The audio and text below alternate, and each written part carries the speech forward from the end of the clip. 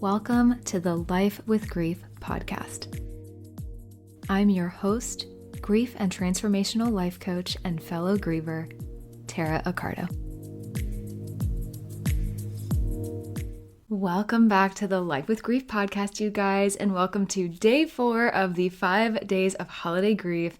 Today, we are digging into reimagining the holidays after we go through a loss and ultimately how to even proceed with moving forward after that, which I know can feel so impossible sometimes.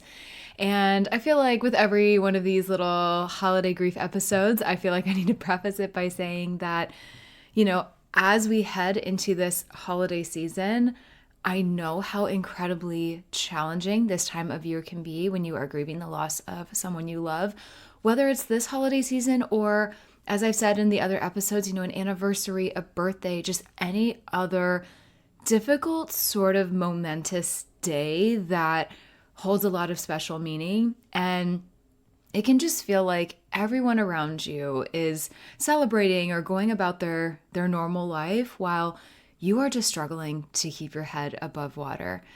But today, I wanted to share some thoughts and some really amazing exercises as well. This episode's going to be a little different than the other ones. We're doing some exercises and things here in this episode together to just start to reimagine the holidays. And I don't want that to sound like we're doing things too fast here. It's very, very baby steps, I promise. But really just tapping into ways that you can carry your loved ones with you in a meaningful way and how to find just moments of peace amidst all of the chaos that grief can bring us.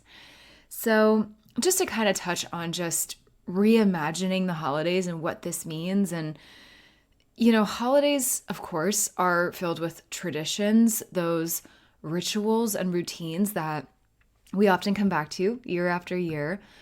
But when someone we love is no longer here to share those with us, those same traditions can feel very empty or perhaps even painful. And if you are feeling that way, as I've been saying in this little series, I want you to know that is so valid.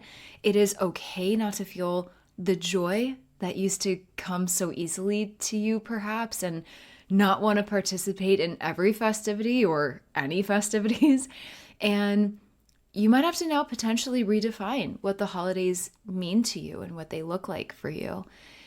And one really powerful way to approach this season is to reflect on which traditions still bring you comfort and which ones you might need to maybe reimagine or perhaps just release. And to do this, I want to just have you consider this and kind of just ask yourself this question, actually.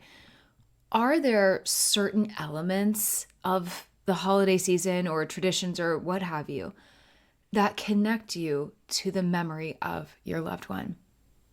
Just maybe think about that for a second. Maybe it's a favorite recipe that they used to cook. It's maybe a song that they loved, a place you would go on a walk together on a cool winter's day. Maybe it's a specific game that you all would play. Maybe it's opening gifts the night before and not on the day of, whatever this looks like for you, any big or little nuance here. If it feels good, I encourage you to lean into those traditions. Maybe if it doesn't feel good, but you just can't imagine partying with them yet, then don't do that. There's no pressure either way here, right? And it's not because you have to. I don't want to feel like you have to, but think of it as a way that, this sounds so cliche, but brings you closer to the person or people that you're missing and helps sort of keep them alive, so to speak, for you and for the people around you. Or if nothing else, it just keeps their energy alive, right? Sort of their presence still alive. And if you're ready, you can also create new traditions that honor your loved one's memory, just to make that holiday season just maybe a little bit more fulfilling. So maybe it's, lighting a candle in their honor or volunteering somewhere that was meaningful to them, or maybe in lieu of Christmas presents or Hanukkah presents or, whatever you celebrate, maybe you all donate to a cause. Maybe it's like, because I lost my parents to cancer. Maybe Stand Up to Cancer just came to me, or some organization that is doing some really amazing things, and maybe you honor your loved one in that way. Or I'm just thinking of like sort of holiday gatherings. Maybe it's making a new dish that is inspired by something they love and sort of having your own take on it and having fun with it. Or maybe it's following an old dish or an old recipe to a T because that's how they would have loved it. And that's great too. And remember, the goal is not to replace them or the traditions or what would normally bring you joy. All we're really doing here is we're trying to strike a balance. We're trying to just navigate it and figure out what feels good. And finding ways to carry the memory of your loved one with you while also honoring the fact that you are still here, alive, navigating life without them. And the beauty of creating new traditions is that you're giving yourself permission to grieve while you're also inviting in some moments of joy and connection and meaning. And you're having a bit of a rediscovery of self and your life. And that's a big deal. That's a big thing. So I want you to hold space for that and get curious about that. So as I mentioned earlier, in this episode, we're doing things here just a little bit differently. And I want to just preface this, that if you are driving right now, or maybe you're, on a walk, or you're sort of on the go, maybe do this later, or just as I'm talking, give these things some thoughts.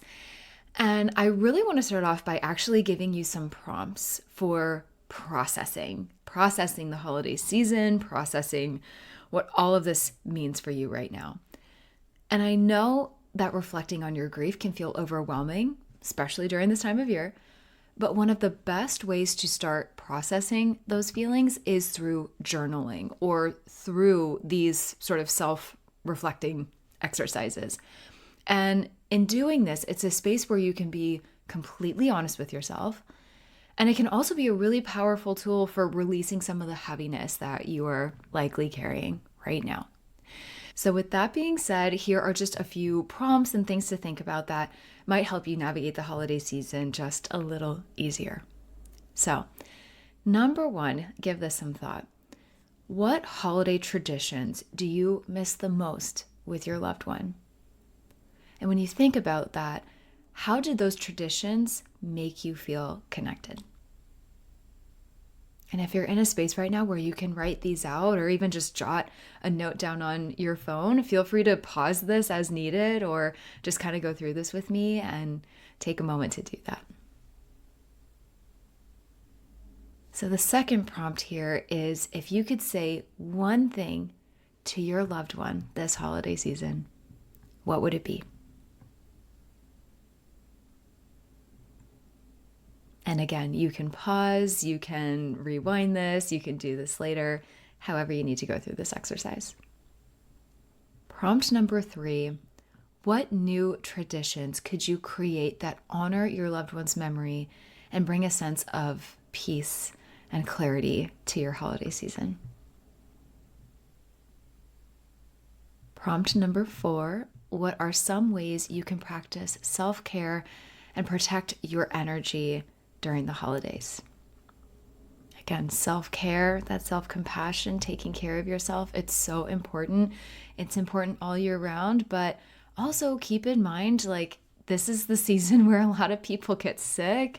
Like, there's so many things. So if your immune system is not at 100%, perhaps because of your grief and because of just the weight of everything, this can impact us both mentally and physically. So I just want to call that out. So again, what are some ways that you can practice that self-care and protect your energy this holiday season? All right, last one here. When you think about your loved one or loved ones, what feelings come up? How can you allow yourself to feel those emotions without guilt or without judgment? And really take your time with these. You don't need to force yourself to write it out if it feels too hard or it's a little too raw right now. Maybe even just choose one prompt of those that resonates with you. But even a few minutes of journaling or doing this reflection each day can really help release some of the tension and sadness that can build up during the holiday season, especially. And I love journaling like this, and I actually think it's great to write it down if you're comfortable with that, because think about it. If you do this perhaps like every year, or you just do some exercise like this and you've written it down, you can look back and see how far you've come and see how you were feeling year after year. And that's a great way to check in with yourself. All right. Those were my prompts for you. And last but not least here, I want to do a quick sort of breathing and mindfulness exercise as well. And this is great for whenever you're feeling overwhelmed. And if you tuned into, I believe it was yesterday's episode, we kind of did a little bit of an exercise. I sort of just gave it to you so you could do it on your own time. But I actually want to do this one with you here. But I really wanted these episodes to encompass actual tools and things that you can use during this holiday season. So definitely go check out yesterday's too if you want even more exercises like this. But of course, it's no secret. The holidays are intense. There's a lot of emotions swirling around, and it can feel like you are just really underwater with it all. So this exercise is just meant to help you kind of ground yourself and find a bit of calm in it all, even if it's just for a few minutes. So let's do this quick grounding breathing exercise. And again, if you're on the go, or maybe if you are driving or you're on a walk, you can still do this. Of course, if I give the direction to close your eyes and you are driving or in a place where you cannot close your eyes, obviously don't do that, but you can still do the breathing, right? And then there's no bad place to do that. But if you are in the comfort of your own home, or if you can find a place to sit comfortably, either sitting up or lying down, that is great. And go ahead and take a moment to do that. And feel free to pause this if you need to. Next, go ahead and close your eyes if it feels safe for you to do so, or you can just kind of soften your gaze a little bit. And as you do that, let's take a big deep breath in together.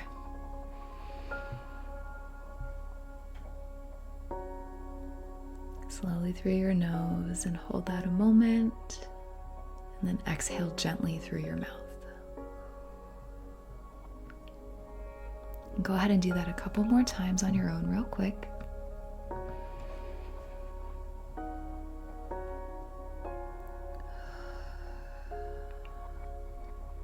I'm really feeling those lungs when you do that exercise. And next, go ahead and inhale deeply through your nose and imagine that you're breathing in a sense of calm and peace. And go ahead and hold that. And exhale slowly, releasing any tension that you're carrying. Make sure you're dropping those shoulders when you do that. And go ahead and keep doing this. And as you continue to breathe, bring your attention to where you are sitting or lying down, if that is applicable to you. So feel the support beneath you, grounding you in this moment. Feel the earth beneath your feet or the chair supporting your back. Know that right now, in this moment, you are safe to feel whatever you need to feel. And now, as you breathe in, I invite you to picture your loved one in a happy memory. And for me personally, because my parents were not well physically towards the end of their life, if you can empathize with that, or perhaps your loved one or loved ones died in a way that doesn't encompass the light and the vitality that they had when they were here physically in this world, I invite you to envision them in their healthiest, most glowing, amazing state. Maybe they're laughing, maybe they're simply sitting beside you in silence and you're just relishing in that moment. And go ahead and breathe in that memory. And then exhale any sadness, allowing it to mix with the love and the connection that you still feel for them and that you still have with them. Because not even death can break that bond with our loved ones.